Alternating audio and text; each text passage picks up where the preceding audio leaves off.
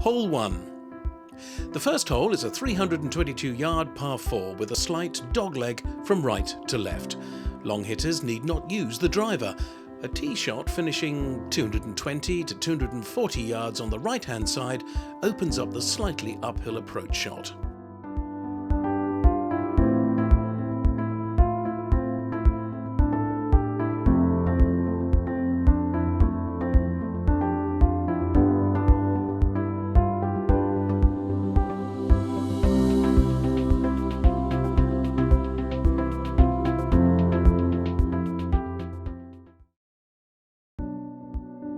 Hole 2. Hole 2 is a 387-yard par 4 and is much tougher than the scorecard suggests, particularly so early in the round.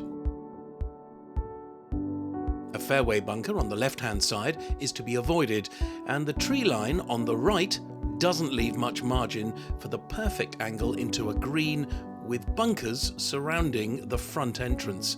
A tee shot finishing up the left-hand side of the fairway will make a much easier uphill approach shot.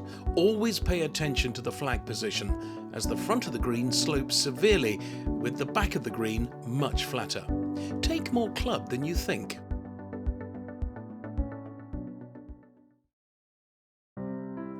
Hole 3.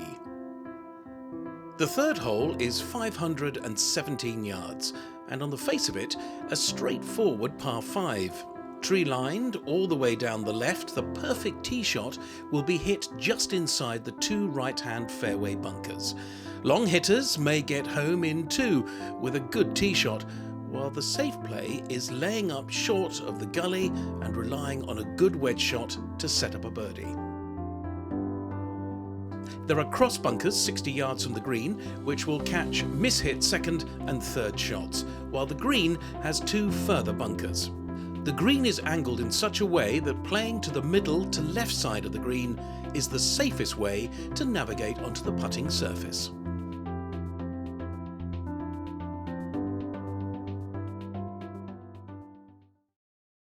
The fourth hole measures 160 yards, and for such a short hole presents a variety of challenges, proving that length is not the determining factor when it comes to tough par 3s. Slightly uphill and surrounded by bunkers, a well-struck shot is essential to get the height to stop on the small putting surface, often made harder by the wind blowing behind you, making it harder to hold the green. Hole 5.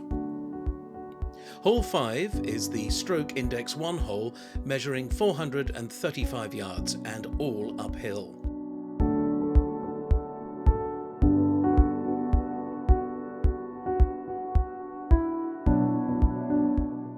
A drive between the fairway bunkers, either side, will leave you a long iron to an undulating green, where, like the second hole, knowing the flag position is essential. A cross bunker 80 yards from the green will catch the miss-hit shots. A par 4 for the men and a par 5 for the ladies are scores you would take and run to the next tee.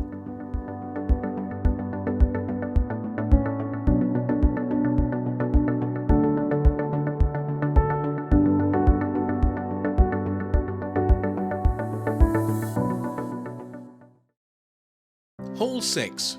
Measuring 197 yards, the par 3 6th hole is downhill with the green protected by 2 bunkers either side of the green. You have the new 9th teeing ground as a backdrop. Accuracy is essential here as the green is narrow and those 2 bunkers will catch any offline shots. If unsure over the correct club, then play to the front of the green as everything will feed in. Hole 7 measures 462 yards from the new white plus teeing ground and 389 yards from the regular tees. A blind tee shot awaits, but far in the distance. Looking up onto the Holden Forest, you'll be able to see Belvedere Tower. This is the perfect line as the fairway will move the ball to the left slightly as it lands. Another cross bunker awaits and long hitters may find this off the tee, so select your club carefully. The second shot is one fraught with danger. A narrow entrance to the green with a bunker on the right and a fall off to the left will require a well well-struck shot. You cannot go long or left here, so if in doubt, play to the front of the green. Hole 8. The 412-yard par 4 8th hole is arguably the toughest par 4 on the front nine, and one that shows off the history of the club. The hole moves from right to left, with a shot that needs to favour the right-hand side, as left will leave you blocked out. Walking off the tee around 100 yards, if you turn at a 45-degree angle, you'll see the rows of trees that used to be the old driveway to the manor house, now called Weir Park. These trees came through the estate and the driveway finished in front of our famous white clubhouse. The second shot is downhill slightly, with bunkers protecting the green. Hole 9. The first of the new holes. Originally the 17th, it was reversed to create the now 402-yard 9th. A drive will need to favour the right-hand side of the hole to avoid the conifers on the left, with a narrow green awaiting.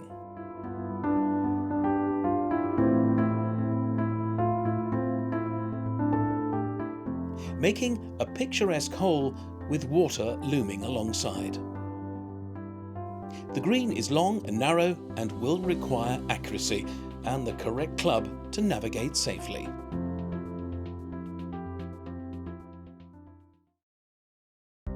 The reverse 16th is now the new 10th hole, a 182-yard par 3 which sits slightly downhill into the new large green, with a bunker on the front right and water running the whole length. A well-struck iron shot will be required, and the green is bowl-shaped.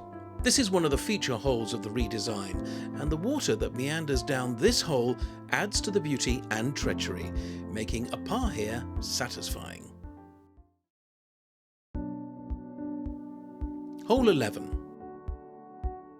The 11th hole is 358 yards long and is a tight driving hole. The hole moves from left to right, with out of bounds all down the right-hand side. Once the tee shot has been navigated, the further you hit it, the wider it gets. You'll be rewarded with a straightforward second shot into a green with a bunker on the front left.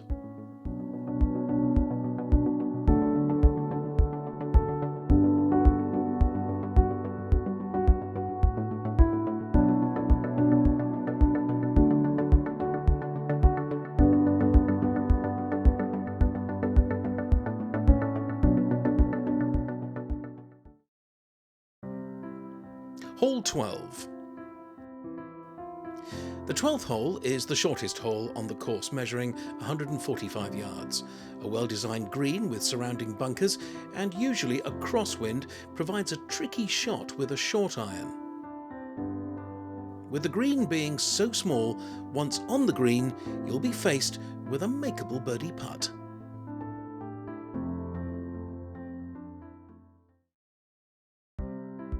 Hole 13. Hole 13 is 291 yards and is a par 4. A slight dogleg from left to right. Plagued by bunkers around the green, the play is either a mid-iron off the tee for position, or for the long hitters you can carry the bunkers. A driver could be the shot.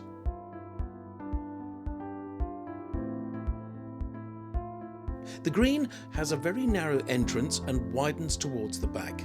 A hole where birdies can be made, but with poor course management, it can catch you out.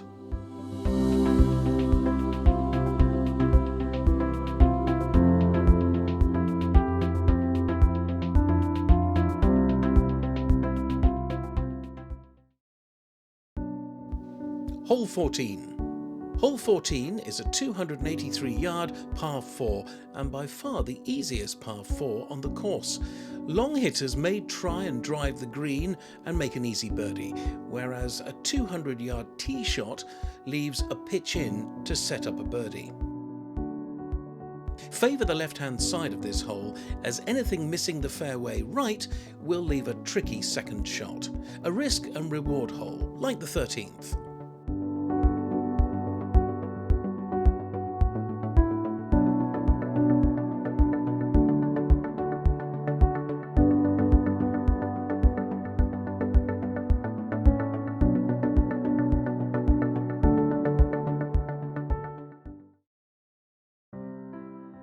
Hole 15.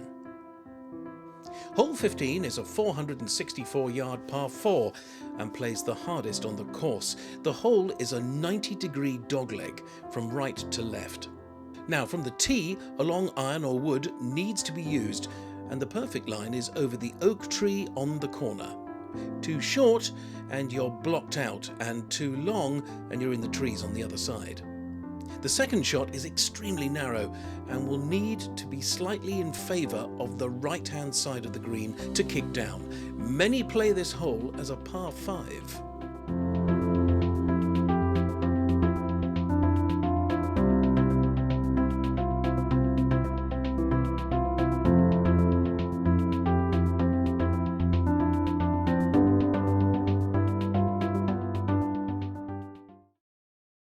Hole 16 makes a welcome return to the course after over a decade of being used only in the winter when the other 16th hole was in play. Many of the members love this hole, and you can see why. A short but very challenging 146-yard hole with a false front to the green, and new renovated bunkers surround the narrow entrance. Hole 17. Replacing the original 9th and only 292 yards, strike your tee shot down the right-hand side to open the severely sloped green from left to right.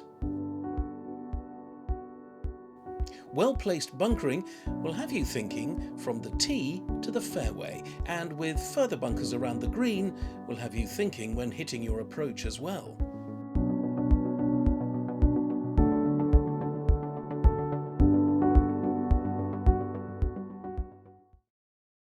Hole 18.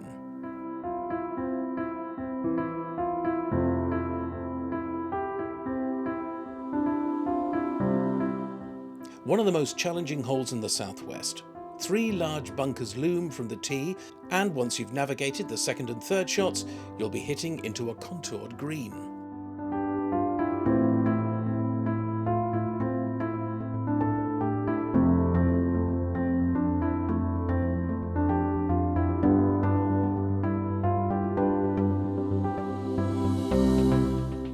Beware of the water feature and bunker on the right.